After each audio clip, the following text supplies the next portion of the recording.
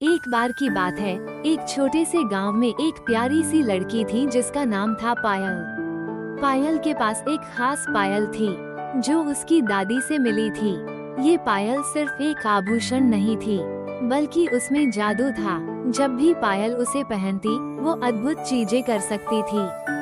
एक दिन पायल ने सोचा कि वो अपनी पायल पहनकर जंगल में घूमने जाएगी।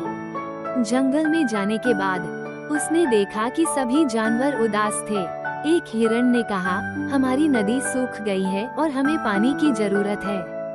पायल ने अपनी पायल को छूते हुए कहा, मैं तुम्हारी मदद करूंगी। जैसे ही उसने पायल को घुमाया, अचानक आसमान में बादल छा गए और बारिश शुरू हो गई। जानवर खुशी से उछल पड़े। उन्होंने पायल का धन्यवाद किया और कहा, लेकिन पायल ने सोचा कि यह जादू केवल जानवरों के लिए नहीं, बल्कि सभी के लिए होना चाहिए।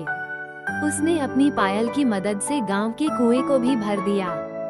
गांव के लोग उसे देखकर हैरान रह गए। उन्होंने कहा, पायल, तुम हमारी नायक हो। पायल ने अपनी पायल का जादू सभी की भलाई के लिए इस्तेमाल करने का निश्चय किया। वो हर दिन जंगल में जाती और जानवरों की मदद करती।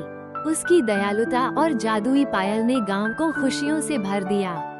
समय के साथ पायल ने सीखा कि सच्चा जादू दूसरों की मदद करने में है। उसकी पायल ने उसे ये सिखाया कि जब हम दूसरों के लिए कुछ करते हैं, तो हम सबसे बड़े जादूगर बन जाते हैं।